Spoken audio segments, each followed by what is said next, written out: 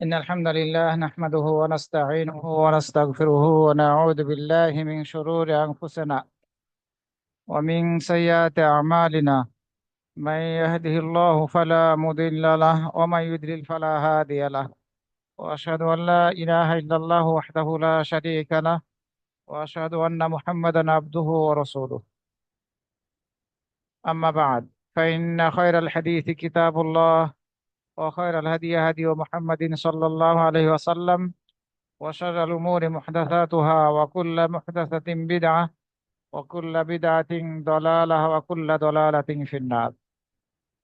فأعوذ بالله من الشيطان الرجيم.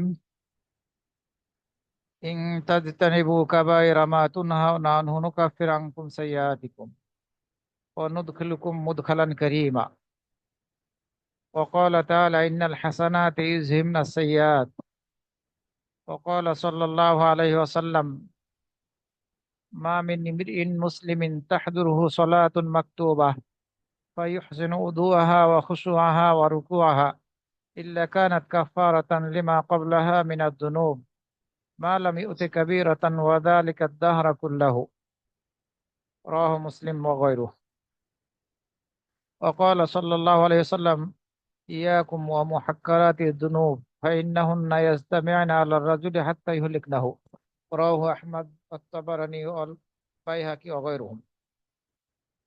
সমস্ত প্রশংসা মহান রব্বুল আলামিনের জন্য, যার অশেষ মেহেরবানিতে আমরা সাপ্তাহিক এই শুক্রবারের প্রোগ্রামে অংশগ্রহণ করতে পেরেছি, আলহামদুলিল্লাহ। অতঃপর সালাত ও সালাম পাঠ করছি নবী মুহাম্মদ সাল্লাল্লাহু আলাইহি ওয়াসাল্লাম এবং তার সকল অনুসারীদের প্রতি। আল্লাহুম্মা সাল্লি আলাইহি ওয়া আলাইহিম। সম্মানিত ভাই ও বোনেরা, আমরা মুসলিম হিসাবে সর্বাত্মক চেষ্টা করি আল্লাহ রাব্বুল আলামিনের বিধিবিধানগুলো মেনে চলার। আল্লাহ যেসব কিছু করার নির্দেশ দিয়েছেন আমাদেরকে, সেগুলো মানার চেষ্টা করি। আর যেসব কিছুকে হারাম করেছেন, নিষিদ্ধ করেছেন, সেগুলোকে আমরা বর্জন করার চেষ্টা করি। আল্লাহর আনুগত্য করার আমরা সর্বদা চেষ্টা করে থাকি, কারণ আমরা মুসলিম। যদি আমরা আল্লাহর আনুগত্য না করি, সত্যিকার অর্থে আমরা মুসলিম হতে পারবো না। আল্লাহর নির্দেশ তো আমরা মেনে চলার চেষ্টা করি সাধ্যমাফিক, নিষেধগুলো বর্জন করার চেষ্টা করি। অর্থাৎ যেগুলো পাপের কাজ, যেগুলো হারাম, যেগুলো আল্লাহর নাফরমানি মূলক কর্ম, সেগুলোকে আমরা ত্যাগ করার চেষ্টা করি। কিন্তু আমরা খুব কম সংখ্যক মানুষই আছি যারা গুনাহ করি না। যে কোনো উপায় হোক, আমরা গুনাহের সাথে জড়িত হই। তবে গুনাহ করতে গিয়ে এমন কিছু গুনাহ আমরা করে ফেলি, যে গুনাহগুলো আমাদের সৎ আমলগুলো ধ্বংস হওয়ার কারণ হয়ে দাঁড়ায়। অবশ্যই আমাদেরকে এই সব গুনাহগুলো থেকে বেঁচে থাকার চেষ্টা করতে হবে। যে গুনাহগুলোর দ্বারা আমাদের আমলগুলোই ধ্বংস হয়ে যাবে, সৎ আমলগুলো নষ্ট হয়ে যাবে, এই সব গুনাহ থেকে অবশ্যই আমাদেরকে বেঁচে থাকতে হবে। তা আমরা জানি গুনাহ দুই প্রকারের, ছোট গুনাহ আর বড় গুনাহ। আল্লাহ রাব্বুল আলামিন সূরা নিসার 31 নম্বর আয়াতের মধ্যে বলেছেন: ইন তাজতানিবু কাবায়িরা মা তুনহাউনা আনহু নুকাফির আনকুম সাইয়্যাতিকুম ওয়া নুদখিলুকুম মুদখালান কারীমা।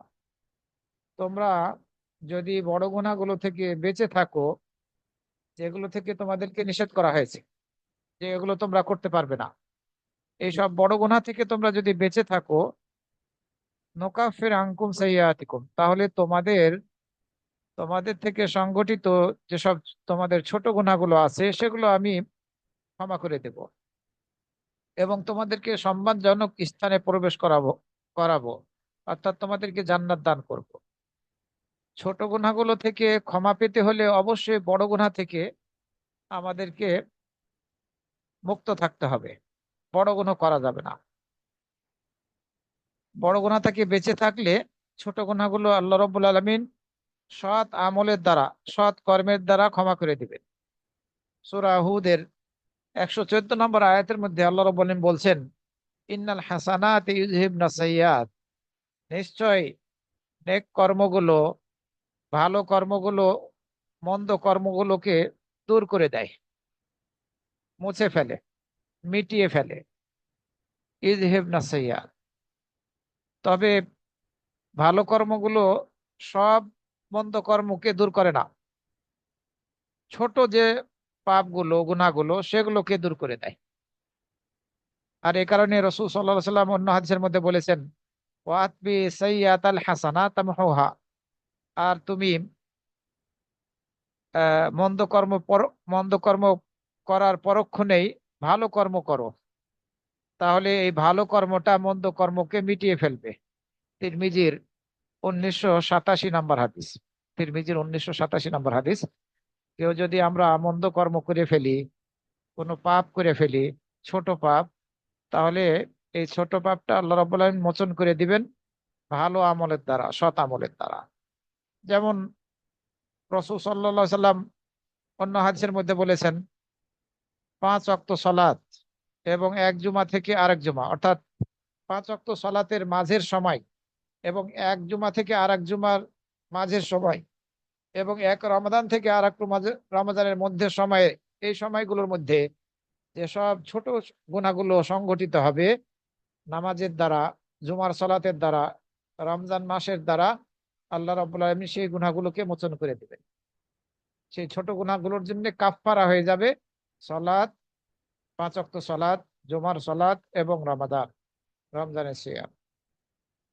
শর্ত হচ্ছে কি, এজাজতুনে বাতিল কাবায়ের, আমরা যদি বড় গুনাহ থেকে বেঁচে থাকি, তাহলে যদি বড় গুনাহ থেকে বেঁচে থাকা যায়, আমরা বড় গুনাহ থেকে নিজেদেরকে সুরক্ষিত রাখতে সক্ষম হই, তাহলে এই সব সৎ আমলের দ্বারা আল্লাহ রাব্বুল আলামিন ছোট গুনাহগুলোকে মোচন করে দিবেন। মুসলিম শরীফের 574 নম্বর হাদিস, 574। এছাড়া রাসূল সাল্লাল্লাহু আলাইহি ওয়াসাল্লাম অন্য হাদিসের মধ্যে বলেছেন, কোন মুসলিমের নিকটে যখন ফরজ সালাত উপস্থিত হয়ে যায়, অর্থাৎ ফরজ সালাতের ওয়াক্ত হয়ে যায়, এরপরে এই মুসলিম ব্যক্তি সুন্দরভাবে উযু করে এবং আহ, বিনয়ের সাথে খুশু সহকারে সলাত আদায় করে, রুকু ঠিক মতো করে, এভাবে যদি সলাত আদায় করে, তাহলে তার এই সলাতটা কাফফারা হয়ে যাবে তার পূর্বের কৃত গুনাহগুলোর জন্য। এই সলাতটা যেহেতু সুন্দরভাবে উযু করার পরে আহ সুন্নাতি তরিকায় ধীর স্থিরতার সাথে, বিনয়ের সাথে সুন্দরভাবে রুকু করে সলাত আদায় করলো, এই জন্যে এই সলাতটা পূর্বের কৃত গুনাহগুলোর জন্য কাফারা হয়ে যাবে।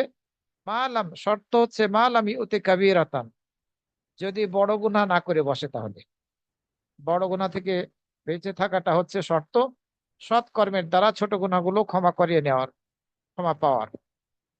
কিন্তু মনে রাখতে হবে, এ হাদিস মুসলিম শরীফের মধ্যে বর্ণিত হয়েছে, মুসলিম শরীফের 565 নম্বরে। কিন্তু মনে রাখতে হবে, ছোট গুনাহ আবার সব সময় ছোট থাকে না। ধরেন একজন নারী একজন পুরুষের গায়ে হাত দিচ্ছে, তাকে জড়িয়ে ধরছে, ব্যভিচার করছে না, মূল কাজ করছে না, চুমু দিচ্ছে, এগুলো ছোট গুনার অন্তর্ভুক্ত। কিন্তু এই ছোট গুনাহটা যদি অব্যাহত ভাবে করতেই থাকে কেউ, সর্বদাই করছে এরকম, তাহলে পারে তখন কিন্তু এটা আর ছোট থাকে না, এটা বড় রূপ ধারণ করে। বড় রূপ ধারণ করার পরে যে ব্যক্তি ছোট গুনাহ সর্বদা করতেই থাকলো, তার ধ্বংসের কারণ হয়ে যায়। রাসূল সাল্লাল্লাহু আলাইহি ওয়াসাল্লাম এ কথা হাদিসের মধ্যে বলেছেন। আব্দুল্লাহ ইবনে মাসউদ রাদিয়াল্লাহু আনহু থেকে বর্ণিত হয়েছে, রাসূল সাল্লাল্লাহু আলাইহি ওয়াসাল্লাম বলেছেন, তোমরা তুচ্ছ, নগণ্য ছোট গুনাহগুলো থেকে বেঁচে থাকো। তুমি, আমরা সেগুলোকে তুচ্ছ মনে করছি, ইসলামের দৃষ্টিকোণ থেকেও সেগুলো তুচ্ছ, নগণ্য, ছোট গুনাহ, এগুলো থেকেও তোমরা বেঁচে থাকো। ফাইন্নাহুন্না ইয়াজতামিউনা আলা রাজুল হাত্তা ইউলিকনাহু। কেননা এই ছোট গুনাহগুলো একত্রিত হতে হতে একজন ব্যক্তির ধ্বংসের কারণ হয়ে যায়। একজন ব্যক্তির নিকটে এই ছোট গুনাহগুলো জমা হতে থাকে, জমা হতে হতে একটা পর্যায়ে সেই ব্যক্তিকে ধ্বংস করে ফেলে। অর্থাৎ ছোট গুনাহ একটা পর্যায়ে ছোট আর থাকে না, এই গুনাহ বড় রূপ ধারণ করে। সুতরাং আমাদেরকে ছোট গুনাহ থেকেও বেঁচে থাকতে হবে, আর রাসূল সাল্লাল্লাহু আলাইহি ওয়াসাল্লাম এই নির্দেশনায় দিলেন। এ হাদিস মুসনাদে আহমদ, তাবারানী, বাইহাকির মধ্যে বর্ণিত হয়েছে। সহিহুল সহিহ তারগিব ওয়াত তারহিবের সহিহ তারগিব ও তারহিবের মধ্যে 2470 করে উল্লেখ করা হয়েছে।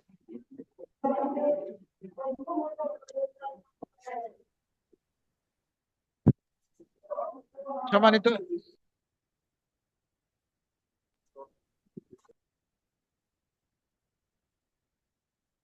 সম্মানিত ভাই ও বোনেরা, এ গেল ছোট গুনাহ সম্পর্কে কিছু কথা, যে ছোট গুনাহগুলো করা যাবে না, সেগুলো থেকে বেঁচে থাকার চেষ্টা করতে হবে।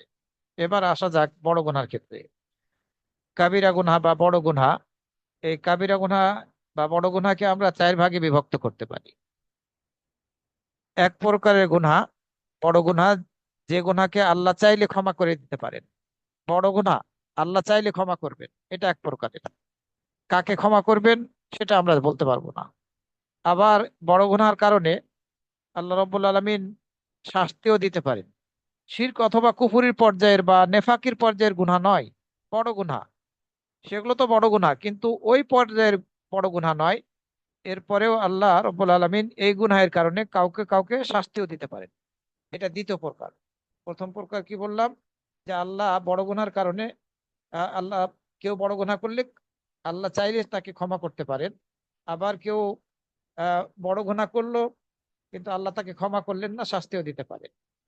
সূরা আলে ইমরানের 129 নম্বর আয়াতের মধ্যে আল্লাহ রাব্বুল আলামিন বলছেন, ওয়ালিল্লাহি মা ফিস সামাওয়াতি ওয়া মা ফিল আরদ ইয়াগফিরু লিমান ইয়াশা। আসমান সমূহে যা কিছু আছে এবং জমিনে যা কিছু আছে সবকিছুই আল্লাহর। তিনি যাকে ইচ্ছা ক্ষমা করেন, ইয়াগফিরু লিমান ইয়াশা ওয়া ইউআযযিবু মান ইয়াশা, আর যাকে ইচ্ছা তিনি শাস্তি দেন। যাকে ইচ্ছা তিনি ক্ষমা করবেন, যাকে ইচ্ছা তিনি শাস্তি দেবেন। কার বড় গুনাহটা ক্ষমা পাওয়ার উপযুক্ত হবে সেটা আল্লাহ ভালো জানেন, আর কার বড় গুনাহর কারণে শাস্তির উপযুক্ত হবে সেটিও আল্লাহ জানেন। আল্লাহ গফুর রহিম, আল্লাহ ক্ষমাকারী এবং তিনি দয়ালু। এছাড়া সূরা নিসার 48 নম্বর আয়াতের মধ্যে আল্লাহ রাব্বুল আলামিন বলছেন, ইন্নাল্লাহা লা ইয়াগফিরু আন ইউশরাকা বিহি ওয়া ইয়াগফিরু মা দুনা যালিকা লিমান ইয়াশা। নিশ্চয় আল্লাহ তার সাথে শিরক করার গুনাহকে ক্ষমা করেন না, শিরকের গুনাহকে ক্ষমা করেন না। তবে এই যে নিম্নের, অর্থাৎ শিরকের পর্যায়ের নয় কিন্তু বড় গুনাহ, এর এর নিম্নের গুনাহ যাকে ইচ্ছা তিনি ক্ষমা করেন, এই কথা বললেন। তৃতীয় প্রকারের বড় গুনাহ হচ্ছে এমন ধরনের গুনাহ, এই গুনাহ করার পরে যদি কেউ এই অবস্থায় মারা যায়, তাহলে তার জীবনের যত সৎ আমল আছে সব ধ্বংস হয়ে যাবে। তৃতীয় প্রকারের বড় গুনাহ, এই বড় গুনাহ করে যদি কেউ মারা যায়, এই অবস্থায় তওবা না করে, ক্ষমা প্রার্থনা না করে, তাহলে পারে তার যত আমল আছে সব ধ্বংস হয়ে যাবে। এটি হচ্ছে শিরক। এই গুনাহটা হচ্ছে শিরক অথবা কুফরি অথবা মুনাফিকি, আকীদাগত মুনাফিক। চতুর্থ প্রকারের বড় গুনাহ হচ্ছে আহ সব আমলকে ধ্বংস করবে না, বড় গুনাহ কিন্তু সব আমলকে ধ্বংস করবে না। কিছু সৎ আমল এই গুনাহের কারণে ধ্বংস হয়ে যাবে। এই গুনাহের কারণে কিছু সৎ আমল কোনো উপকারে আসবে না কিয়ামতের দিন। তো আমরা সারসংক্ষেপে আসি।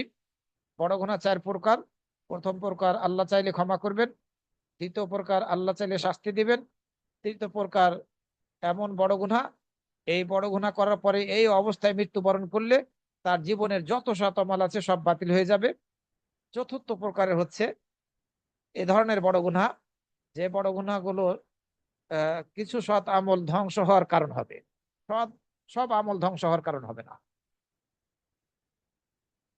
তো যে গুনাহের কারণে পূর্বের যাবতীয় সৎ আমল ধ্বংস হয়ে যাবে, সেই গুনহার শুরুতে রয়েছে শিরক এবং কুফরি এবং ধর্মকে ত্যাগ করা, মুরতাদ হয়ে যাওয়া, ধর্মত্যাগী হয়ে যাওয়া, এবং আকীদাগত মুনাফিক, যে প্রকাশ্যে বলছে আমি মুসলিম কিন্তু গোপনে তার সম্পর্ক হচ্ছে কাফের মুশরিকদের সাথে।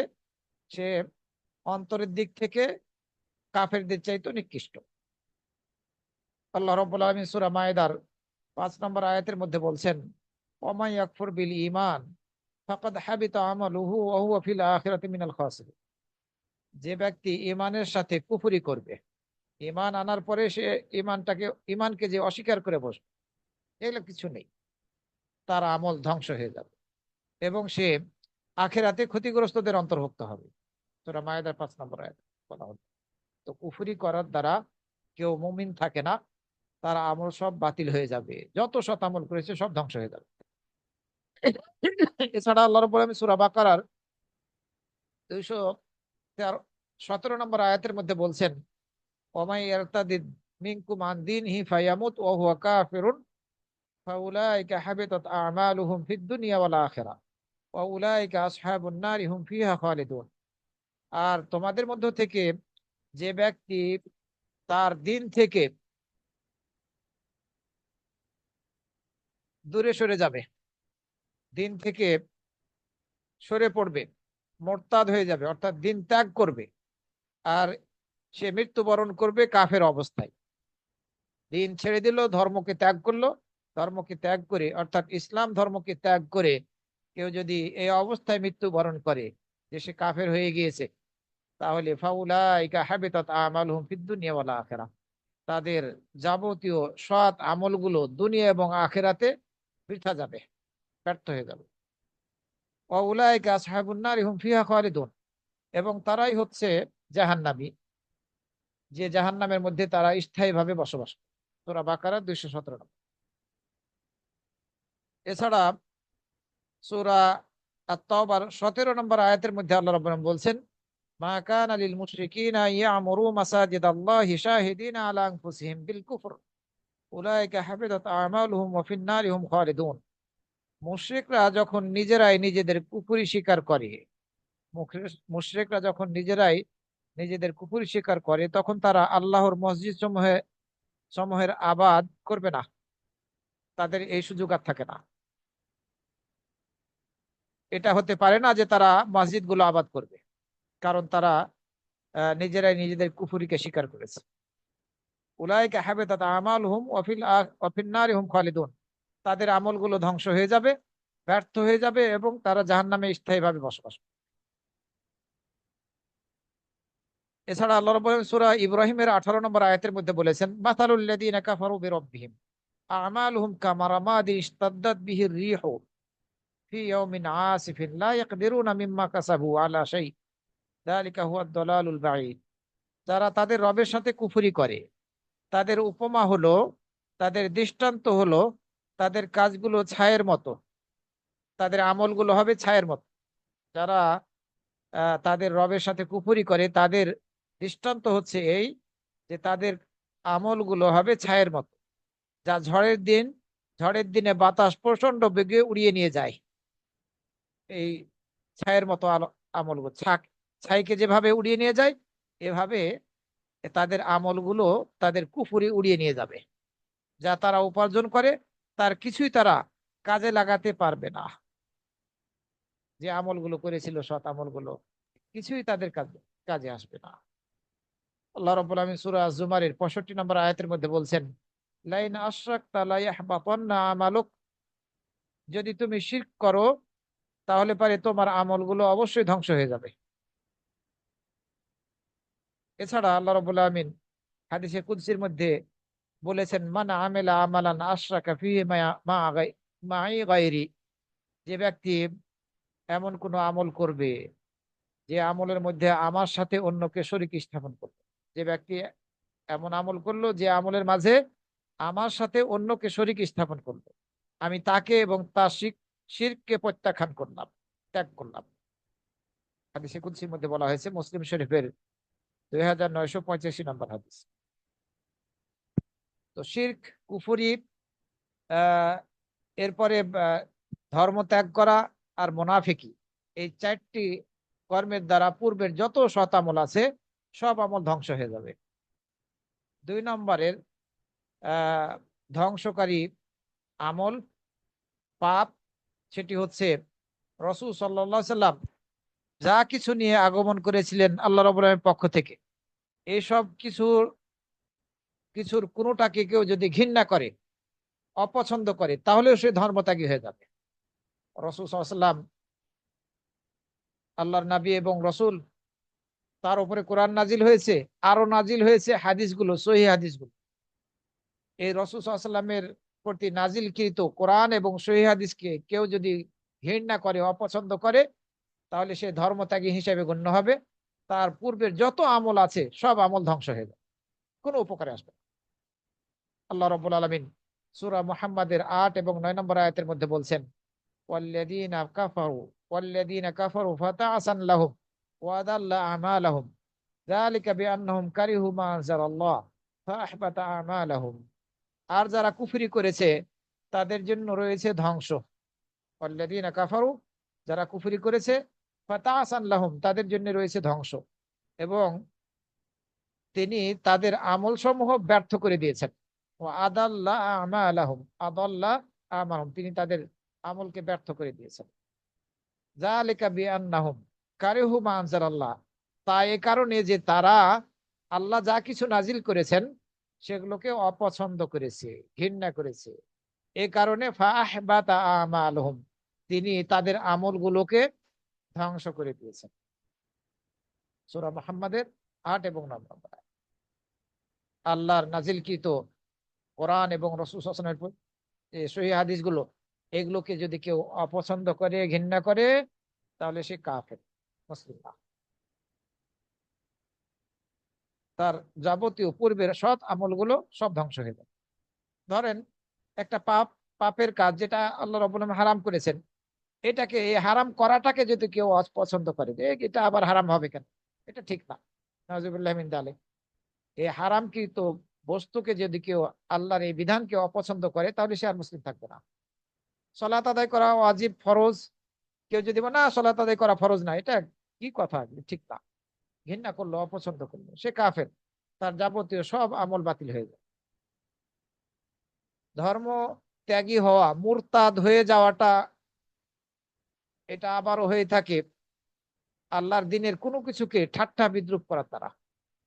কেউ যদি আল্লাহর দিনের কোনো কিছুকে, অথবা এই দিনের কোনো নেকির কাজকে, অথবা শাস্তির বিধানকে, অথবা এই দিনের সাথে সংশ্লিষ্ট কোনো বিষয়কে কেউ যদি ঠাট্টা বিদ্রুপ করে, কোনো বিষয়কে নিয়ে যদি কেউ ঠাট্টা বিদ্রুপ করে, তাহলে সে ধর্মত্যাগী হয়ে যাবে, এবং পূর্বের যত সৎ আমল ছিল সব কিছুই তার ধ্বংস হয়ে যাবে।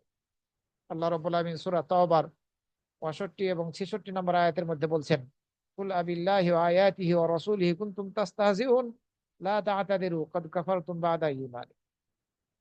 তুমি বলো, রাসূল সাল্লাল্লাহু আলাইহি ওয়াসাল্লামকে নির্দেশ দেওয়া হচ্ছে, তোমরা আল্লাহ, তার আয়াতসমূহ, নিদর্শনসমূহ এবং তার রাসূলের সাথে ঠাট্টা বিদ্রূপ করছো। আল্লাহর সাথে, তার নিদর্শনসমূহ, আয়াতসমূহের সাথে এবং তার রাসূলের সাথে ঠাট্টা বিদ্রূপ করছো। কুনতুম তাস্তাহজিউন, ঠাট্টা বিদ্রূপ করছিলে। লা তা'তাদিরু, কোনো উযর খাহি করো না। কাদ কাফারতুম বা'দা ঈমানিকুম, তোমাদের ঈমান আনার পরে তোমরা কাফের হয়ে গিয়েছো।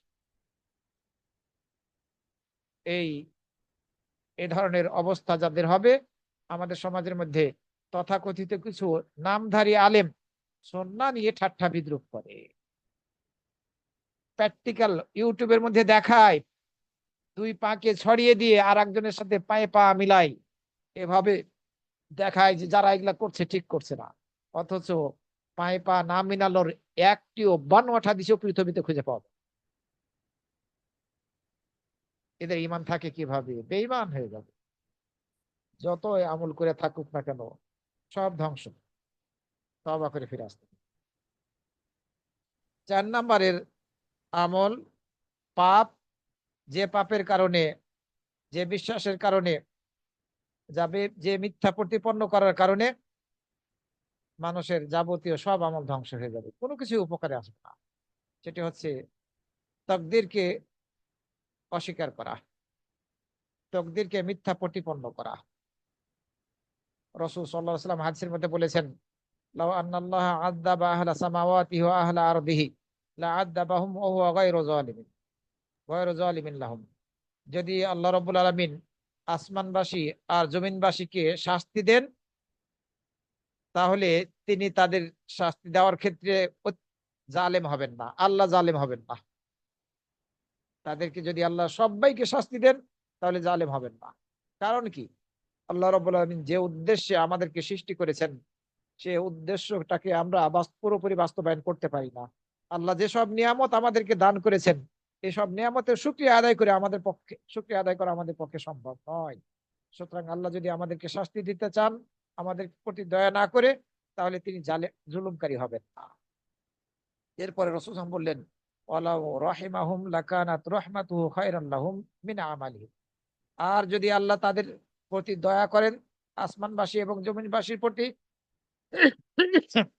তাহলে তার দয়াটা হবে, রহমতটা হবে বেশি উত্তম তাদের জন্য, তাদের সৎ আমলগুলোর চেয়ে। তারা যেসব আমলগুলো করেছে, এই আমলগুলোর তুলনায় আল্লাহর দয়াটা বেশি উত্তম হবে। এরপরে রাসূল সাল্লাল্লাহু আলাইহি ওয়াসাল্লাম বললেন, ওয়ালাউ কানা লাকা মিথলু মিথলু মিথলু উহুদিন যাহাবান আও মিথলু জাবালি উহুদিন যাহাবান তুনফিকুহু ফি সাবিলিল্লাহ মা কাবিলাহু মিনকা হাত্তা তুমিনা বিল কদরি কুল্লিহি। আহ, যদি তোমার জন্য উহুদ পর্বত সমান স্বর্ণ হয়ে থাকে, তোমার যদি উহুদ পর্বত সমান স্বর্ণ থাকে, আর তুমি সেটি যদি আল্লাহর পথে দান করো, সাদাকা করো, তাহলেও তোমার থেকে তা কবুল করা হবে না, যে পর্যন্ত তুমি পূর্ণরূপে তাকদীরে বিশ্বাসী না হবে। আল্লাহ রাব্বুল আলামিন অতীত সম্পর্কে জানেন, বর্তমান সম্পর্কে জানেন, ভবিষ্যৎ সম্পর্কে জানেন। আমরা কালকে কি করব, 1 বছর পরে কি হবে, কি করব, কখন, কোন সময়ে, 10 বছর পরে কি করব, আল্লাহ রাব্বুল আলামিন সব কিছু জানেন তার অগ্রিম জ্ঞানের দ্বারা। তিনি লিখে রেখেছেন। তার জানা আর এই লিখার মধ্যে কোনো তারতম্য হবে না। আমরা যেটা করব সেটাই আল্লাহ রাব্বুল আলামিন লিখে রেখেছেন, আমাদের স্বাধীনতাকে ভোগ করে। কোনো তারতম্য হবে না। এই তাকদিরে বিশ্বাসী হতে হবে। যদি আমরা বিশ্বাসী না হই, যত আমলই করি না কেন, এই উহুদ পর্বতের সমান পাহাড়ও যদি স্বর্ণ সাদকা করে ফেলি, কবুল হবে না, আল্লাহ কবুল করবেন না। ইবনে মাজার 77 নম্বর হাদিস। ইবনে মাজার 77 নম্বর হাদিস। সম্মানিত ভাই বোনেরা, আমরা সৎ আমল করি, আমরা সৎ কর্ম করে থাকি। এই এই সৎকর্মের মধ্যে যদি লোক দেখানো মানসিকতা চলে আসে, যদি মানুষের প্রশংসা পাওয়ার, মানুষে আলোচনা করবে আর তাতে আমাকে ভালো লাগবে, এই ধরনের মন মানসিকতা চলে আসে, তাহলে আমাদের আমল ধ্বংস হয়ে যাবে, কোনো উপকারে আসবে না। এটি মুনাফিকি চরিত্র। রিয়া যদি চলে আসে আমাদের আমলের মধ্যে, তাহলে এই আমল কোনো উপকারে আসবে না। আল্লাহ রাব্বুল আলামিন সূরা বাকারা 264 নম্বর আয়াতের মধ্যে বলছেন, সূরা আল বাকারা 264 নম্বর আয়াত, ইয়া আইয়ুহাল্লাযীনা আমানু লা তুবতিলু সাদাকাতিকুম বিল মান্নি ওয়াল আযা কাল্লাযী ইউনফিকু মালাহু রিয়া'আন নাস। হে ঈমানদাররা, তোমরা তোমাদের সাদাকাকে খোঁটা দেওয়ার দ্বারা এবং কষ্ট দেওয়ার দ্বারা নষ্ট করে দিও না। আপনি দান করলেন, দান করার পরে হয়তো বা কোনো একটা কথাই কারো মাধ্যমে বা যাকে দান করলেন, সাহায্য করলেন, সে হয়তো বা কোনো একটা কথা বললেন, তখন আপনার মনে একটু কষ্ট পেলেন। কষ্ট পেয়ে আপনি হয়তোবা বলে দিলেন যে, তোমাকে না আমি এটা এটা দিলাম, আপনি তুমি এটা চাইলা দিলাম, আর তুমি আমার বিপক্ষে কথা বলছো, আমাকে তুমি কষ্ট দিয়ে কথা বলছো, কোনো লাভ হবে না, দান বাতিল। খোঁটা দিলেন আপনি, ওই ব্যক্তিকে আপনি খোঁটা দিলেন, কষ্ট দিলেন এই কথার দ্বারা। তো এটাই বলছেন আল্লাহ রাব্বুল আলামিন, হে ইমানদাররা, তোমরা তোমাদের সদাকাকে নষ্ট করে দিও না খোঁটা দেওয়ার দ্বারা, কষ্ট দেওয়ার দ্বারা। অর্থাৎ এ ধরনের খোঁটা দিয়ে কষ্ট দেওয়ার দ্বারা সাদাকা বাতিল হয়ে যায়। কাল্লাযী ইউনফিকু মালাহু রিয়া'আন নাস, সেই ব্যক্তির মতো যে ব্যক্তি তার সম্পদ দান করে, খরচা করে মানুষকে দেখানোর উদ্দেশ্যে।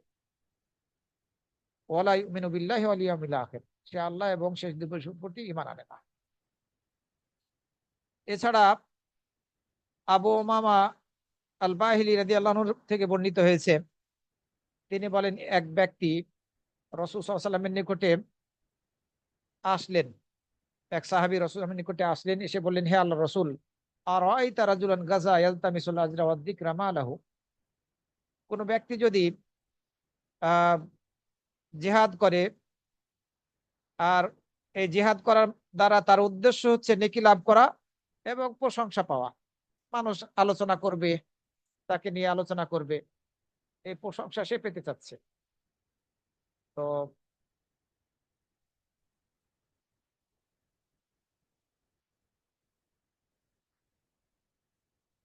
আহ যদি সে এই উদ্দেশ্যে জেহাদ করে, নেকি পেতে চাচ্ছে এবং মানুষ তাকে নিয়ে আলোচনা করবে, সে আনন্দ পাবে, এটাও পেতে চাচ্ছে, তার জন্য কি রয়েছে এই জেহাদের মধ্যে?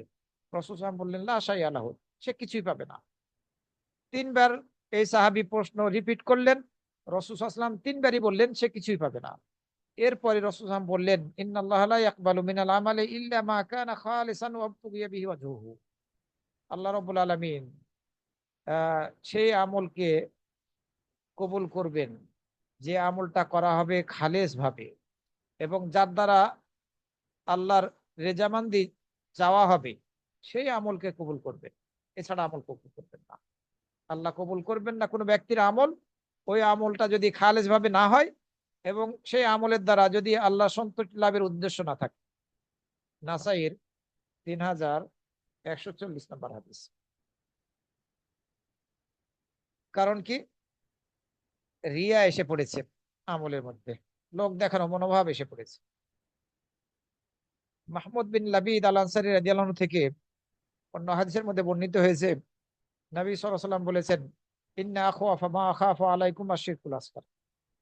আমি যেসব ব্যাপারে তোমাদের জন্য তোমাদের নিয়ে ভয় করি, যেসব ব্যাপারে তোমাদের নিয়ে ভয় করি, এগুলোর মধ্যে সবচাইতে বেশি ভয় করি ছোট শিরকের ব্যাপারে। সাহাবীরা জিজ্ঞাসা করলেন, ওমা শিরকুল আসগর ইয়া রাসূলুল্লাহ, ছোট শিরকটা কি হে আল্লাহর রাসূল? রাসূল সাল্লাল্লাহু আলাইহি ওয়াসাল্লাম বললেন, আর রিয়া, লোক দেখানো আমল করা। ছোট শিরক হচ্ছে লোক দেখানো আমল করা। আল্লাহ রাব্বুল আলামিন কিয়ামতের দিন বলবেন, যখন মানুষকে তাদের কৃতকর্মের প্রতিদান দান করবেন, যারা লোক দেখানো আমল করেছিল তাদের উদ্দেশ্যে বলবেন, যখন মানুষকে তাদের কৃতকর্মের প্রতিদান দান করবেন, ভালো হলে ভালো, মন্দ হলে মন্দ, তখন লোক দেখানো আমলকারীদেরকে বলবেন, ইযহাবু ইলাল্লাযীনা কুনতুম তুরাউন, তোমরা যাও সেই সব লোকদের নিকটে যাদেরকে দেখিয়ে দুনিয়াতে করেছিলে, আমল করেছিলে। ফানদুরু হাল তাজিদুনা ইনদাহুম জাযা, একটু দেখো না, চেষ্টা করে তাদের নিকট থেকে কোনো প্রতিদান পাও কিনা। আল্লাহ রাব্বুল আলামিন এ কথা বলবেন। এছাড়া ইবনে মাজার মধ্যে একটি হাদিস বর্ণিত হয়েছে আবু সাঈদ খুদরী রাদিয়াল্লাহু আনহু থেকে। আহ, তিনি বলেন যে আমাদের নিকটে রাসূল সাল্লাল্লাহু আলাইহি ওয়াসাল্লাম একদিন বের হলেন। আমরা এ সময় মাসিহুদ দাজ্জাল নিয়ে আলোচনা করছিলাম, দাজ্জাল সম্পর্কে আলোচনা করছিলাম আমরা। এ সময় রাসূল সাল্লাল্লাহু আলাইহি ওয়াসাল্লাম আমাদের নিকটে বের হয়ে আসলেন। বের হয়ে এসে বললেন, আমি কি তোমাদেরকে সেই বিষয়ে সংবাদ দিব না যেটি যেটির ব্যাপারে তোমাদের তোমাদের ক্ষেত্রে আমি বেশি ভয় করছি, মাসিহুদ দাজ্জালের চেয়েও যে ব্যাপারে আমি তোমাদের ক্ষেত্রে বেশি ভয় করছি, এমন কর্ম সম্পর্কে, এমন পাপ সম্পর্কে আমি কি তোমাদেরকে সংবাদ দেব না? সাহাবীরা বললেন, হ্যাঁ, আমাদেরকে সংবাদ দিন। রাসূল সাল্লাল্লাহু আলাইহি ওয়াসাল্লাম বললেন, আশ-শিরকুল খাফি আন ইয়াকুমা আর-রাজুলু ইউসাল্লি ফায়ুযায়্যিনু সালাতাহু লিমা ইয়ারা মিন নাযরি রাজুলিন। সেটি হচ্ছে গোপন শিরক।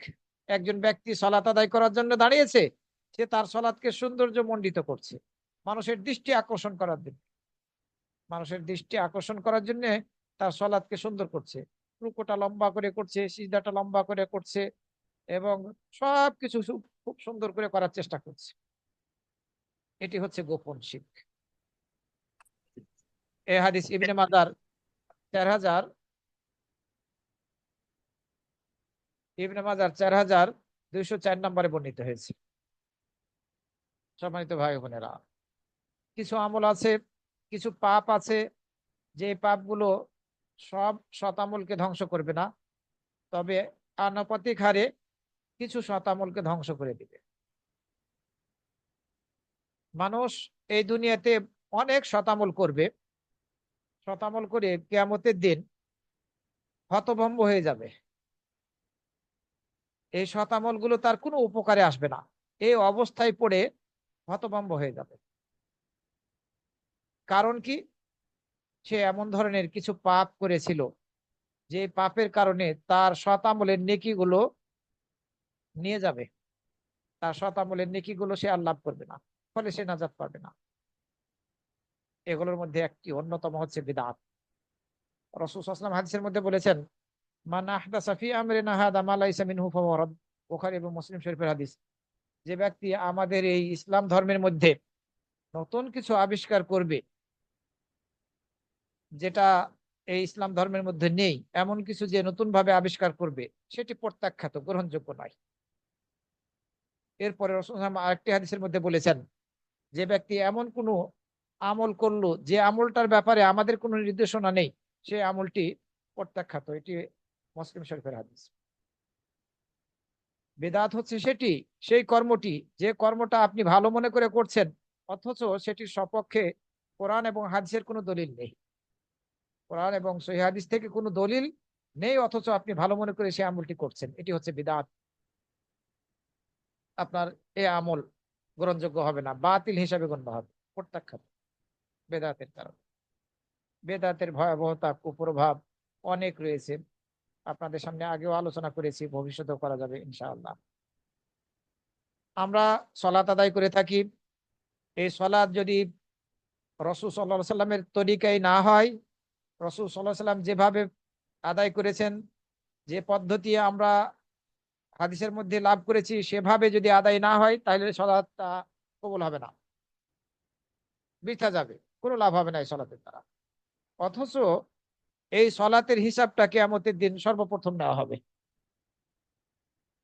আল্লাহ রাব্বুল আলামিন রাসূল সাল্লাল্লাহু আলাইহি ওয়াসাল্লাম হাদিসের মধ্যে বলেছেন, ইন্না আউওয়ালা মা ইউহাসাবু বিহিল আবদু বিসলাতিহি। বান্দার সর্বপ্রথম যে বিষয়ের হিসাব নেওয়া হবে, সেটি হচ্ছে তার সলাত। যদি সলাত ঠিক হয়ে যায়, তাহলে সে সফলতা লাভ করবে। আর সলাত যদি নষ্ট হয়ে যায়, তাহলে সে ক্ষতিগ্রস্ত হবে। নাসাইর 464 আর তিরমিজির 413 নম্বর হাদিস। 464 নাসাইর, তিরমিজির 413 নম্বর হাদিস। আমরা এই হাদিস বহুবার শুনেছি।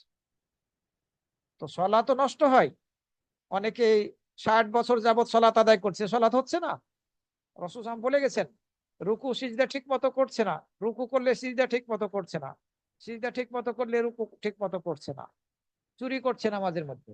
আর সবচাইতে নিকৃষ্ট চোর চোর হচ্ছে নামাজের মধ্যে যে চুরি করে। ওই কাক যেমন ঠোকর মারে, এরকম ঠোকর মারা নামাজ পড়ছে। তো এই সলাৎ যদি আপনার ঠিক মতো আদায় আপনি না করেন, আপনি সলাৎ হয়তোবা পড়ছেন, কিন্তু রাসূল সাল্লাল্লাহু আলাইহি সুন্নাহ মাফিক সলাৎ হচ্ছে না, লাভ নাই এই সলাতের দ্বারা, সলাৎ কবুল হবে না। এই সলাৎ কিয়ামতের দিন পাশ করবে না। এই সলাতের ক্ষেত্রে আপনি পাশ করবেন। আপনার পিতা মাতা আছে, আপনি জানেন আপনার পিতা মাতা আছে, এই পিতা মাতা থাকা সত্ত্বেও আপনি কোনো ব্যক্তিকে নিজের বাপের মতো বলতেছেন, ইনি আমার বাবা। কোনো মাকে হয়তো বলছেন, ইনি আমার মা, অথচ আপনার বাবা অথবা আপনার মা আছে, আপনি জানেন। এরপরেও আপনি মা বাবাকে অস্বীকার করে অন্য কাউকে আপনি বাবা বলে সম্বোধন করছেন। আপনার ফরজ নফল কোনো ইবাদত কবুল হবে না। আল্লাহর অভিশাপ, ফেরেশতাদের অভিশাপ, সকল মানুষের অভিশাপের সম্মুখীন আপনাকে হতে হবে। মুসলিম শরীফের 3218 নম্বর হাদিস। কেউ যদি আসরের সলাৎ ছেড়ে দেয়, তাহলে পারে তার আমল বাতিল হয়ে যাবে। আসরের সলাতের একটি বিশেষ গুরুত্ব রয়েছে। এ হাদিসের অনেক ব্যাখ্যা রয়েছে। একটি ব্যাখ্যা হচ্ছে, কেউ আসরের সলাৎ ইচ্ছাকৃতভাবে আদায় করলো না, পরে হয়তো বা আদায় করলো, ওই আপনার আসরের সলাৎ আর কবুল হবে না। অনেকে এই ব্যাখ্যা করেছেন। তো যেটাই হোক না কেন, আসরের সলাতের গুরুত্ব রয়েছে। এই বিধান প্রত্যেকটা সলাতের ক্ষেত্রেই কেউ যদি ইচ্ছাকৃত কোনো সলাৎ ত্যাগ করে, তাহলে ওই সলাৎ পরবর্তীতে আদায় করলে তার সলাৎ কবুল হবে না। আপনি কোনো গণকের কাছে যাচ্ছেন, গণক, জ্যোতিষী, গায়েব জানে এরকম দাবিকারী, এদের কাছে আপনি যাচ্ছেন, কিছু জিজ্ঞাসা করছেন, আপনার 40 দিনের সলাৎ কবুল হবে না, মানে আপনার 40 দিনের সলাৎ বাতিল এই পাপ করার কারণে। আমাদের দেশের শত শত বা হাজার হাজার ইমাম, খতিব এবং মুয়াজ্জিনরা এই কাজ করে থাকে। আপনি যাবেন তার কাছে, রোগীর নাম এবং রোগীর মায়ের নাম লিখবে আরবিতে, লিখে কিছু ফুঁফা দিয়ে বলবে রোগী খুব বিপদে আছে। কিভাবে জানলেন? গায়েব জানার দাবি করলেন।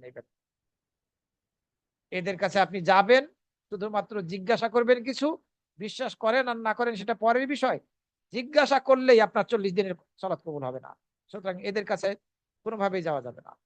মুসলিম শরীফের 5714 নম্বর হাদিস।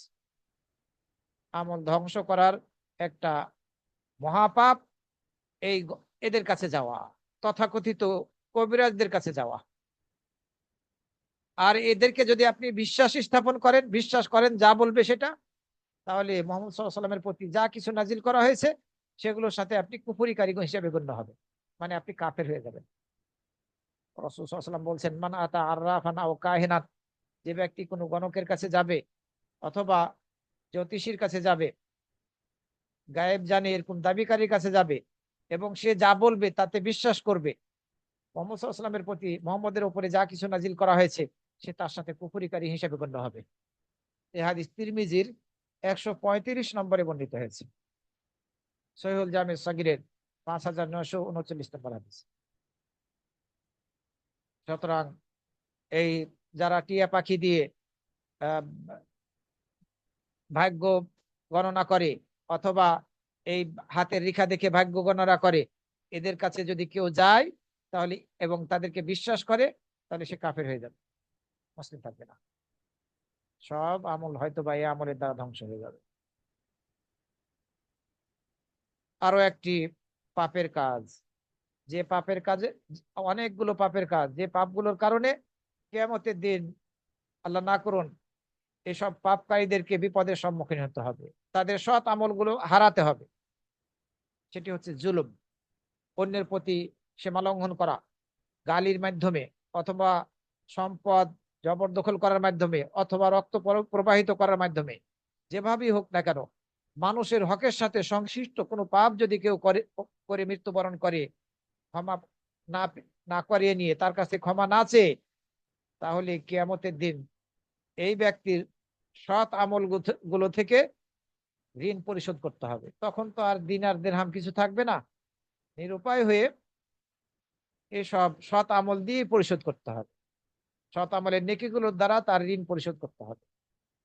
মুসলিম শরীফের হাদিস, রাসূল সাল্লাল্লাহু আলাইহি ওয়াসাল্লাম বলছেন সাহাবীদেরকে, রাসূল সাহাবীদেরকে উদ্দেশ্য করে বললেন যে তোমরা কি জানো আমাদের মধ্যে কে মুফলিস, নিঃস্ব ব্যক্তি যার কিছুই নেই, এই মুফলিস ব্যক্তি কে, তোমরা কি তা জানো? মুফলিস কাকে বলা হয়? সাহাবীরা বললেন, আমাদের মধ্য থেকে যার, যে ব্যক্তির দিরহাম নাই, কোনো আসবাবপত্র নেই, কিছু নেই, এই ব্যক্তি হচ্ছে মুফলিস, নিঃস্ব। রাসূল সাল্লাল্লাহু আলাইহি ওয়াসাল্লাম বললেন, ইন্নাল মুফলিসা মিন উম্মতি। রাসূল বললেন যে না, আমার উম্মতের মুফলিস এরা না, যাদের দিরহাম নেই, আসবাবপত্র নেই, কিছু নেই, এরা মুফলিস না, এরা নিঃস্ব নয়। বরং আমার উম্মতের মুফলিস হচ্ছে সেই ব্যক্তি, যে ব্যক্তি কিয়ামতের দিন সালাত, সিয়াম, যাকাত এইসব আমলের নেকি নিয়ে আসবে, নেকি নিয়ে উঠবে, আর কিছু পাপ নিয়ে উঠবে। কাউকে গালি দিয়েছিল, কাউকে অপবাদ দিয়েছিল, কারো সম্পদ অন্যায়ভাবে ভক্ষণ করেছিল, কারো রক্ত প্রবাহিত করেছিল, কাউকে আঘাত করেছিল, এই যে জুলুমগুলো করেছিল দুনিয়াতে নেকির কাজের সাথে সাথে, এই কারণে এই ব্যক্তির সলাৎ, সিয়াম, জাকাতের বা অন্যান্য সৎ আমলের নেকিগুলো থেকে এই জুলুমের প্রতিদান তাকে পরিশোধ করতে হবে, কেশাস সংগঠিত হবে। এই পরিশোধ করতে করতে এক পর্যায়ে দেখা যাবে যে তার আরো জুলুম বাকি রয়ে গিয়েছে, আরো পাওনাদার রয়ে গিয়েছে, অথচ তার সৎ আমলগুলো আর নাই, শেষ হয়ে গিয়েছে। কিভাবে পরিশোধ করবে? শেষে গিয়ে আল্লাহ রাব্বুল আলামিনের ফয়সালা হবে এটাই, যে অন্যদের যাদের প্রতি জুলুম করেছিল তাদের গুনাহগুলো এই ব্যক্তির উপরে চাপিয়ে দিয়ে এই ব্যক্তিকে জাহান্নামে নিক্ষেপ করা হবে। মুসলিম শরীফের 2581 নম্বর হাদিস। তাহলে আমল কিয়ামতের দিন কোনো কাজে আসলো না, সৎ আমল গুলো কিসের কারণে? অন্যদের অধিকারের ক্ষেত্রে সীমা লঙ্ঘন করার কারণে, অন্যদের প্রতি জুলুম অত্যাচার করার কারণে, গীবত করার কারণে। গীবত করলেও কারো গীবত করলেও কিয়ামতের দিন এই গীবতের প্রতিদান পরিশোধ করতে হবে, দিতে হবে। আরো একটি পাপ, যে পাপের কারণে আমাদের আমলগুলো কমতে থাকবে, সৎ আমলের নেকিগুলো কমতে থাকবে, সেটি হচ্ছে কুকুর লালন পালন করা। নাউযুবিল্লাহি মিন যালিক। আপনি বাড়িতে কুকুর লালন পালন করছেন, ও ফ্যামিলিতে টাকার অভাব নাই, বিলাসিতা পেয়ে বসেছে, ওই ইহুদি খ্রিস্টানদের রীতিনীতির অনুসরণ করা শুরু করেছে, আপনি কুকুর বাসায় পালতেছেন, এটা বিপজ্জনক। রাসূল সাল্লাল্লাহু আলাইহি ওয়াসাল্লাম হাদিসের মধ্যে বলেছেন, যে ব্যক্তি কুকুর লালন পালন করবে দৈনন্দিন তার আমল থেকে এক কিরাত করে কমতে থাকবে, তার নেকির ভান্ডার থেকে এক কিরাত করে কমতে থাকবে। অন্য বর্ণনায় এসেছে 2 কিরাত করে কমতে থাকবে, 2 কিরাত করে কমতে থাকবে। আর 1 কিরাত হচ্ছে, 2 কিরাতে হয়, 2 কিরাতকে যদি আমরা 24 ভাগে ভাগ করি, তাহলে 24 ভাগের 1 ভাগ হচ্ছে কিরাত, 1 কিরাত। এই পরিমাণ নেকি, এই পরিমাণ নেকি আপনার কমতে থাকবে যদি আপনি কুকুর লালন পালন করেন। কুকুর লালন পালন করেন, কুকুর বাসার মধ্যে রাখেন, অনেকে তো বিছায় নিয়ে নিয়ে শুয়ে থাকে, কুকুরই যেন সবকিছু। না, তবে যদি পশু লালন পালনের ক্ষেত্রে শিকারী কুকুর ব্যবহার করা হয়, অথবা ক্ষেত পাহারা দেওয়ার জন্য, অথবা শিকার করার জন্য শিকারী কুকুর যদি রাখা হয়, তবে নির্দিষ্ট স্থানে, বাড়ির মধ্যে নয়, তাহলে পরে সেটি ভিন্ন কথা। এ ধরনের কুকুর আপনি রাখতে পারবেন, কিন্তু বর্তমানে যেভাবে কুকুর লালন পালন করা হচ্ছে সেভাবে নয়। এই ধরনের পশু পাহারা দেওয়ার জন্য মাঠে ময়দানে চড়াতে যাচ্ছেন, পশু অন্যের জমিতে গিয়ে হয়তো বা ক্ষেত খেয়ে নিবে, আপনি এই পশু কুকুরের দ্বারা পাহারাদারি করাচ্ছেন, আপনার ক্ষেতকে আপনি পাহারাদারি করাচ্ছেন কুকুরের দ্বারা, প্রশিক্ষিত কুকুরের দ্বারা, অথবা আপনি এই কুকুরের দ্বারা শিকার করছেন। এই ধরনের কুকুর যদি রাখা হয় তাহলে পরে সমস্যা নেই, সেটাও বাড়ির মধ্যে নয়, আমি আগে বলেছি। তা না হলে আপনার দৈনন্দিন 1 কিরাত করে নেকি কমতে থাকবে। কোনো ব্যক্তি হয়তো বা কোনো পাপ করেছে, আপনি সেই ব্যক্তিকে উদ্দেশ্য করে বললেন, আল্লাহর কসম, আল্লাহ তোমাকে ক্ষমা করবেন না। যদি এ ধরনের কথা আপনি বলেন, তাহলে আল্লাহ রাব্বুল আলামিন তাকে ক্ষমা করে দিবেন, কিন্তু আপনাকে ক্ষমা করবেন না, আপনার আমলকে ধ্বংস করে দিবেন। রাসূল সাল্লাল্লাহু আলাইহি ওয়াসাল্লাম বলছেন, ক্বালা রাজুলুন, এক ব্যক্তি বলল, ওয়াল্লাহি লা ইয়াগফিরুল্লাহু লি ফুলান, আল্লাহর কসম, আল্লাহ অমুক ব্যক্তিকে ক্ষমা করবেন না। আল্লাহ রাব্বুল আলামিন বলবেন, মান যাল্লাযী ইয়াতাআল্লা আলাইয়া আল্লাহ আগফিরা লি ফুলান,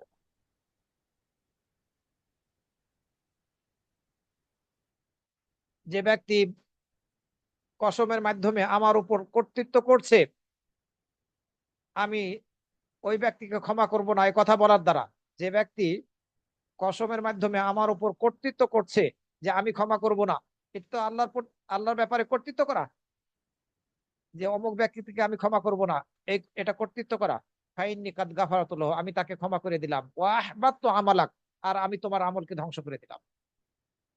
আল্লাহ রাব্বুল আলামিন এ কথা বলবেন। সুতরাং আমরা কখনো কোনো ব্যক্তিকে যাতে বলি নাই, না বলি যে তুমি এই পাপটা করলা, এই পাপের কারণে তোমাকে আল্লাহ ক্ষমা করবেন না, এটা থেকে বেঁচে থাকতে হবে, এ ধরনের কথা বলা থেকে।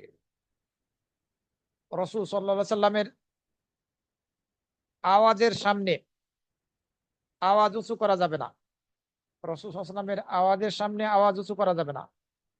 যদি কেউ রাসূল সাল্লাল্লাহু আলাইহি সাল্লামের আওয়াজের সামনে আওয়াজ উঁচু করে, তাহলে তার অজান্তেই তার সৎ আমলগুলো নষ্ট হয়ে যাবে, ধ্বংস হয়ে যাবে, সে হয়তো বুঝতেই পারবে না। বর্তমানে রাসূল সাল্লাল্লাহু আলাইহি সাল্লাম নেই, কিন্তু রাসূল সাল্লাল্লাহু আলাইহি সাল্লামের বাণীগুলো, হাদিসগুলো রয়ে গিয়েছে, যেগুলো সহিহ হাদিস হিসাবে প্রমাণিত আমাদের নিকটে, আলহামদুলিল্লাহ। সাহাবীদের নিকটে, তাবেঈনদের নিকটে, তাবেঈনদের নিকটে, মুহাদ্দিসিনদের নিকটে, এসব কিছু, এসব হাদিসের সামনে যদি কেউ উঁচু গলায় কথা বলে, তাহলে তার সৎ আমলগুলো ধ্বংস হয়ে যাবে। আল্লাহ রাব্বুল আলামিন সূরা আল হুজরাতের 2 নম্বর আয়াতের মধ্যে বলছেন, ইয়া আইয়ুহাল্লাযীনা আমানু, হে ঈমানদাররা, লা তারফাউ আসওয়াতাকুম ফাওকা সাওতিন নবী, তোমরা তোমাদের আওয়াজকে নবী সাল্লাল্লাহু আলাইহি ওয়াসাল্লামের আওয়াজের উপরে করো না। ওয়ালা তাজহারু লাহু বিল কওল কাজাহরি বা'দিকুম লিবা'দ, আর তোমরা যেভাবে পরস্পরের সাথে কথা বলে থাকো এভাবে প্রকাশ করে তার সামনে কথা বলো না। আন তাহবাতা আমালুকুম ওয়া আনতুম লা তাশউরুন, তোমাদের আমলগুলো হয়তো ধ্বংস হয়ে যাবে, তোমরা বুঝতেই পারবে না। খুব কঠিন বিষয়। কেউ যদি একবার মদ মদ পান করে তাহলে পারে তার 40 দিনের সলাৎ কবুল হবে না। কেউ যদি একবার মদ পান করে তাহলে তার 40 দিনের সলাৎ কবুল হবে না। রাসূল সাল্লাল্লাহু আলাইহি ওয়াসাল্লাম হাদিসের মধ্যে বলেছেন, মান শারিবাল খামরা লাম তুকবাল লাহু সালাতুন 40 সাবাহান, যে ব্যক্তি মদ পান করবে তার 40 দিনের সলাৎ কবুল হবে না। ফাইন তাবা তাবাল্লাহু আলাইহি, যদি তওবা করে তাহলে আল্লাহ রাব্বুল আলামিন তার তওবা কবুল করবেন। তিরমিজির 1862 আর নাসাইর 5686 নম্বর হাদিস, 5686 নম্বর হাদিস। সুতরাং আমাদেরকে নেশাযুক্ত সব সবকিছু থেকে বিরত থাকতে হবে। এবং সেই নারী, যে নারী স্বামীর অবাধ্য, এবং সেই ইমাম, যে ইমামকে লোকেরা, মুসল্লিরা অপছন্দ করে, এবং সেই ব্যক্তি, যে ব্যক্তিকে অনুমতি দেওয়ার আগেই সে জানাজার সালাতের ইমামতি করা শুরু করে দিল, এই তিন ব্যক্তির সালাত কবুল হবে না। অবাধ্য নারী, সালাসাতুন লা ইয়াকবালুল্লাহু লা তুকবালু মিনহুম সালাতুন, তিন শ্রেণীর লোক, তাদের থেকে সালাত কবুল করা হবে না এবং তাদের সালাত আসমানে উঠবে না, তাদের মাথার উপরে মাথাকে অতিক্রম করবে না। রাজুলুন আম্মা কওমান ওয়া হুম লাহু কারিহুন, সেই ইমাম যে সম্প্রদায়ের ইমামতি করছে অথচ লোকেরা তাকে অপছন্দ করে, মানে জবর দখল করার মতো জোর করে ইমামতি করছে। হ্যাঁ, যদি ইমাম সাহেব হক কথা বলার কারণে, কোরআন এবং সহিহ হাদিস বলার কারণে তাকে অপছন্দ করে, তাহলে ওই ইমামকে অপসারণ করা যাবে না। এখন জুলুম করে যদি বের করে দেয় তাহলে সেটা ভিন্ন কথা। হক কথা বলার কারণে যদি এই এই ইমামকে বেশিরভাগ লোকেরা অপছন্দ করে, তাহলে সেই ইমামকে অপসারিত করা যাবে না। কিন্তু ইমামের মাঝে ত্রুটি থাকার কারণে যদি অধিকাংশ মুসল্লিরা অপছন্দ করে, তাহলে এই ইমামের সালাত কবুল হবে না। এবং সেই ওয়ারাজুলুন সাল্লা আলা জানাজাতিন ওয়ালাম উমার, এবং সেই ব্যক্তি, যে ব্যক্তির জানাজার সালাতের ইমামতি করলো অথচ তাকে ইমামতি করার অনুমতি দেওয়া হয়নি, নির্দেশ দেওয়া হয়নি অভিভাবকদের পক্ষ থেকে, কবুল হবে না। তৃতীয় ব্যক্তি হচ্ছে সেই মহিলা, যে মহিলাকে তার স্বামী আহ রাতের বেলা ডাক দিল অথচ এই ডাকে সাড়া দিতে অস্বীকৃতি জানায়, সে সাড়া দিল না, এর সালাত কবুল হবে না। সহিহ তারগিব ওয়াত তারহিবের 485 নম্বরে এই হাদিস বর্ণিত হয়েছে, উল্লেখিত হয়েছে 485 নম্বরে। জুমার দিন মসজিদে গিয়েছেন, খুতবা চলছে, এই খুতবা চলা অবস্থায় আপনি কথা বলছেন, অন্যের দিকে ইশারা করছেন, আপনি কোনো কিছু খোঁটরাচ্ছেন, নড়ানড়ি করছেন, আপনি জুমার নামাজের ফজিলত লাভ করবেন না, আপনি ব্যর্থ হয়ে গেলেন জুমার নামাজের ফজিলত পাওয়া থেকে।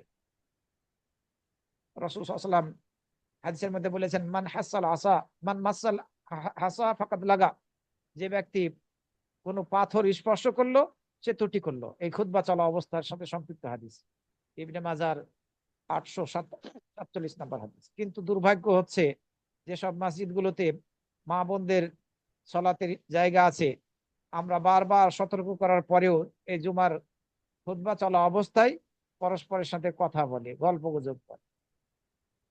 ওনাদের সতর্ক হওয়া উচিত। আপনি যে উদ্দেশ্যে মসজিদে গিয়েছেন ওই উদ্দেশ্যটা ক্ষেত্রে আপনি সফল হলেন না। এবং সেই আরো একটি পাপ, সেটি হচ্ছে সেই নারী, যে নারী সেন্ট বা আতর ব্যবহার করে মসজিদের উদ্দেশ্যে বের হলো, তার সালাত কবুল হবে না যে পর্যন্ত সে বাড়িতে ফিরে এসে নাপাক অবস্থা থেকে যেভাবে গোসল করা হয় সেভাবে গোসল না করবে। যদি মসজিদে আতর সুগন্ধি ব্যবহার করে না যাওয়া যায় না মহিলাদের, তাহলে বাজারে কিভাবে যাবে, অন্য জায়গায় কিভাবে যাবে, ওই আপনার বিয়ের অনুষ্ঠানে কিভাবে যাবে, আতর সেন্ট ব্যবহার করে, সেখানে আরো বেশি ভয়াবহ। মসজিদে যদি যায় তাহলে সলাৎ কবুল হবে না, অন্য জায়গায় গেলেও সেটা আরো বেশি ভয়াবহ। এ হাদিস আহ এটা হাদিসটিকে উল্লেখ করা হয়েছে সহিহুল জামি সাগীরের 7385 নম্বরে।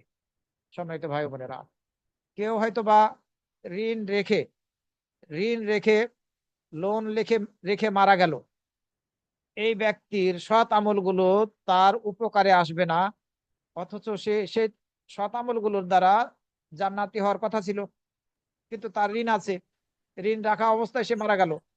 যদি সে তার ঋণ পরিবারের পক্ষ থেকে পরিশোধ না করা হয়, তাহলে সে ঝুলন্ত অবস্থায় থাকবে, তাকে জান্নাত দেওয়া হবে না যে পর্যন্ত ঋণ পরিশোধ না করা হয়েছে।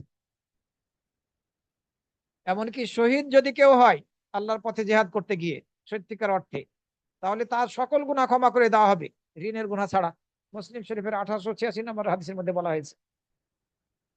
এই জন্য কোনো অবস্থায় যাতে ঋণ না থাকে এ ব্যাপারে আমাদেরকে সচেতন থাকতে হবে, সচেতন হতে হবে। রাসূল সাল্লাল্লাহু আলাইহি ওয়াসাল্লাম বলেছেন, নাফসুল মুমিনি মুআল্লাকাতুন বিদাইনিহি বিদাইনিহি,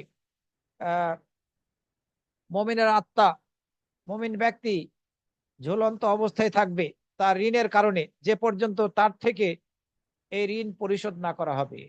এ হাদিস তিরমিজির 1078 এবং ইবনে মাজার 1972 নম্বরে বর্ণনা করা হয়েছে।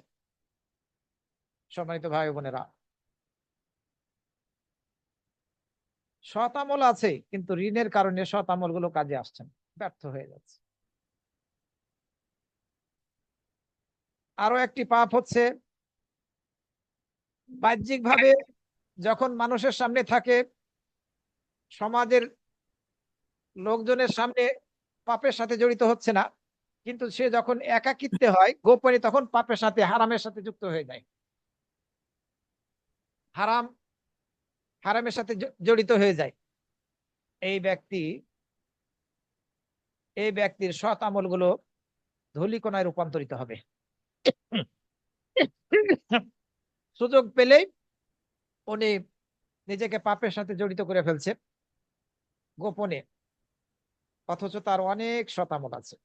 রাসূল সাল্লাল্লাহু আলাইহি সাল্লাম হাদিসের মধ্যে বলেছেন, লা আলামান্না আকওয়ামান মিন উম্মতি ইয়াতুনা ইয়াউমাল কিয়ামাতি বিহাসানাতি আমসালি জিবাল তিহামা বিদান ফায়াজআলুহা আল্লাহু আযজা ওয়া জাল্লা হাবাআম মানসুরা।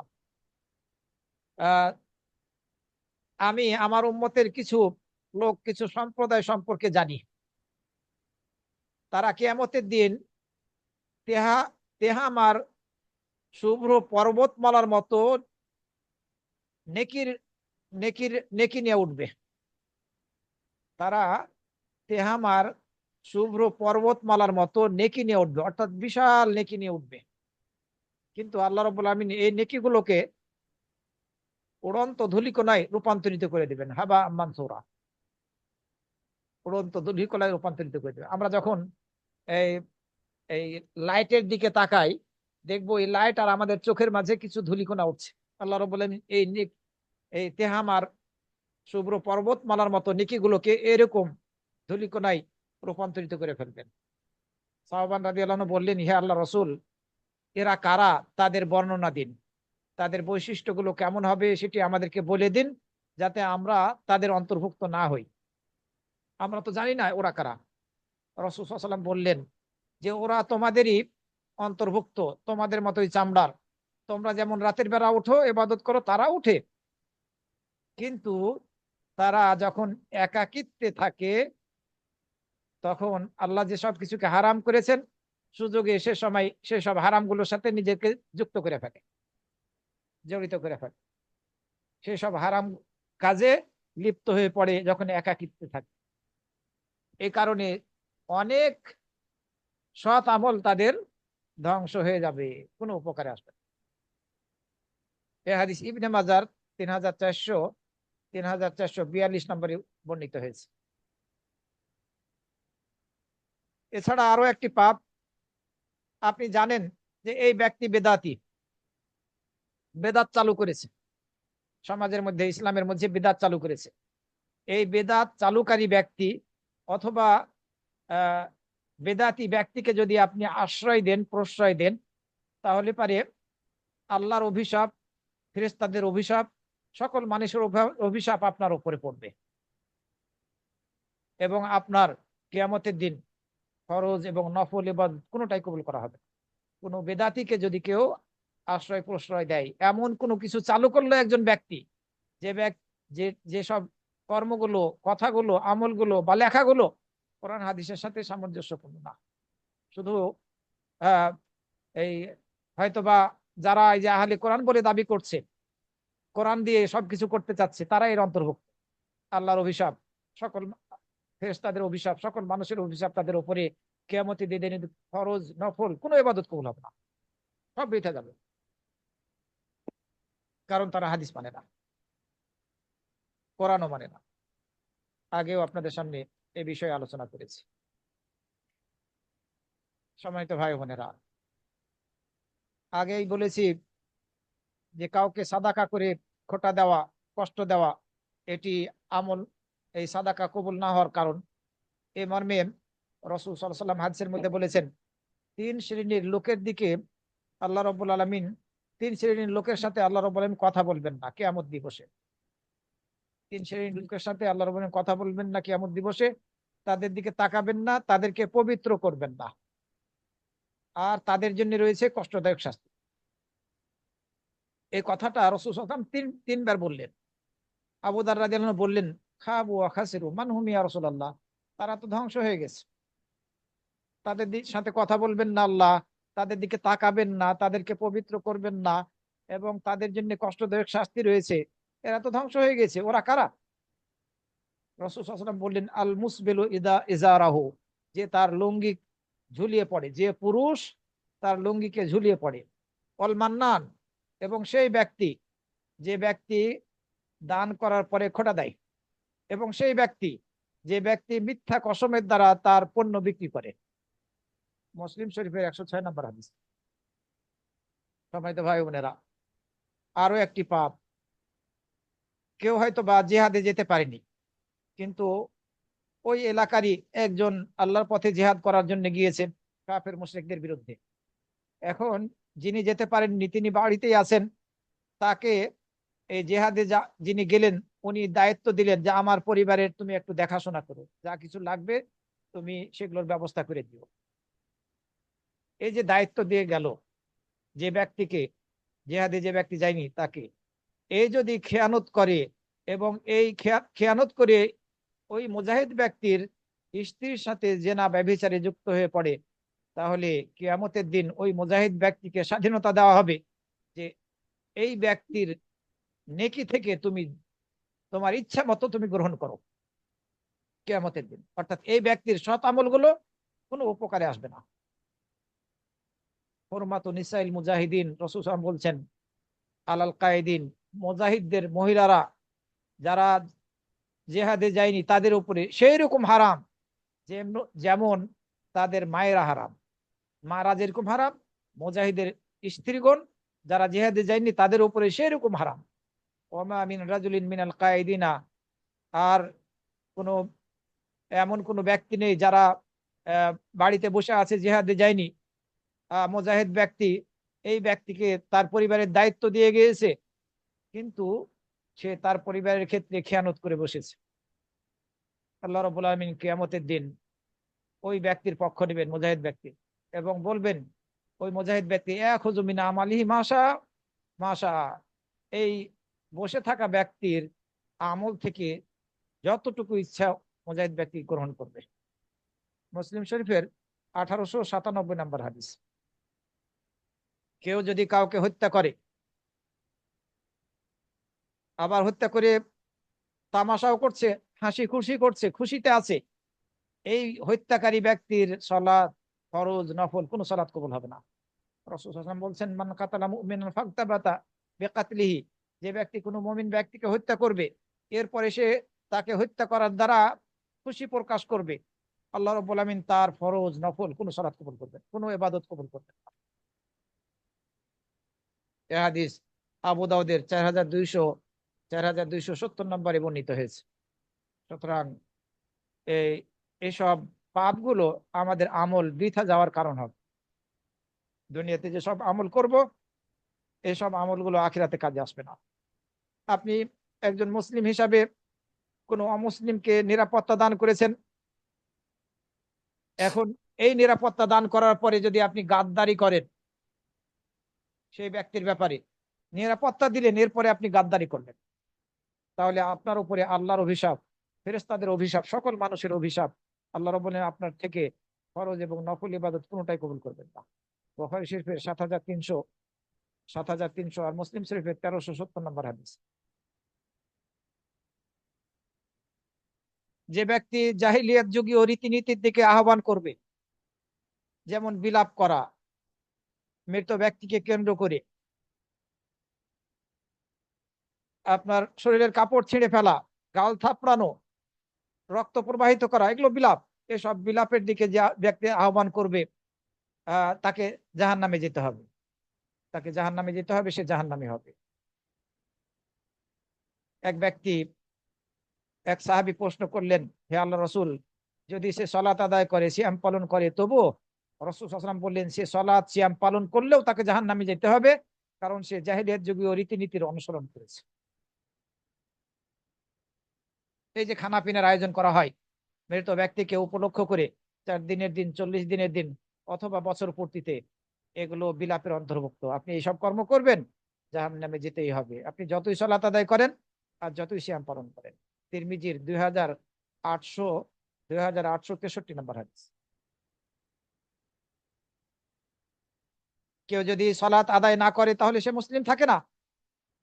সালাত আদায় না করার কারণে অন্য যদি কোনো সৎ আমল থাকে তাহলে সেগুলো কোনো উপকারে আসবে না। কারণ রাসূল সাল্লাল্লাহু আলাইহি ওয়াসাল্লাম বলেছেন, একজন ব্যক্তি আর কুফরির মধ্যে পার্থক্য হচ্ছে সালাত ত্যাগ করা। যে ব্যক্তি সালাত ত্যাগ করলো সে কাফের হয়ে গেল। এছাড়া আপনি কোনো কারণ ছাড়াই আর এক ব্যক্তির সাথে ঝগড়া লাগিয়ে রেখেছেন, আপনি মীমাংসা করে ফেলছেন না, এই দুই ব্যক্তিকে আল্লাহ রাব্বুল আলামিন ক্ষমা করবেন না যে পর্যন্ত তারা সমাধান না করেছেন, নিজেদের সমস্যা সমাধান না করেছে। হাদিসের মধ্যে বর্ণিত হয়েছে, সোমবার এবং বৃহস্পতিবারে জান্নাতের দরজাগুলো খুলে দেওয়া হয় দিনের বেলা, এবং প্রত্যেক বান্দাকে ক্ষমা করে দেওয়া হয়। শর্ত হচ্ছে সে যদি আল্লাহর সাথে সামান্যতম শিরক না করে থাকে, এবং তার আর অন্য তার ভাইয়ের মাঝে যদি কোনো হিংসা বিদ্বেষ শত্রুতা না থাকে। যদি শত্রুতা থাকে, যে পর্যন্ত সমাধান না করেছে সে পর্যন্ত তাকে ক্ষমা করা হবে না। সম্মানিত ভাই বোনেরা, আমরা আমাদের সৎ আমলগুলোকে যদি হেফাজত করতে চাই, তাহলে অবশ্যই এইসব পাপগুলো থেকে বেঁচে থাকতে হবে। আমরা যদি চাই আমাদের আমলগুলো, সৎ আমলগুলো ধূলিকণায় রূপান্তরিত না হোক, তাহলে এইসব পাপ থেকে বেঁচে থাকতে হবে। আল্লাহ রাব্বুল আলামিন আমাদের সবাইকে এসব পাপ থেকে বেঁচে থাকার তৌফিক দান করুন। এমন কোনো কাজ যাতে আমরা না করি, যে কাজটা, যে কর্মটা আল্লাহর ক্রোধের কারণ হবে, যে কর্মটা আল্লাহকে রাগান্বিত করবে, এমন কোনো কাজ যাতে আমরা না করি, মনে রাখতে হবে। তাহলে ইনশাআল্লাহ আমরা আহ আল্লাহ সন্তুষ্টি লাভ করতে পারবো, এবং আখিরাতে জান্নাত লাভের দ্বারা আমরা আহ সফলতা লাভ করতে সক্ষম হব। আল্লাহ রাব্বুল আলামিন আহ, আমাদের সবাইকে সেই সব পাপ থেকে হেফাজতে রাখুন, যেগুলোর কারণে হয়তো বা আমাদের আমলগুলো ধ্বংস হয়ে যেতে পারে। আকুলু কওলি হাদা ওয়া আস্তাগফিরুল্লাহ লি ওয়া লাকুম ওয়া লিসাইরিল মুসলিমিন। রহমতুল্লাহি ওয়া বারাকাতুহু ওয়া রাহমাতুল্লাহি ওয়া বারাকাতুহু। আল্লাহু আকবার।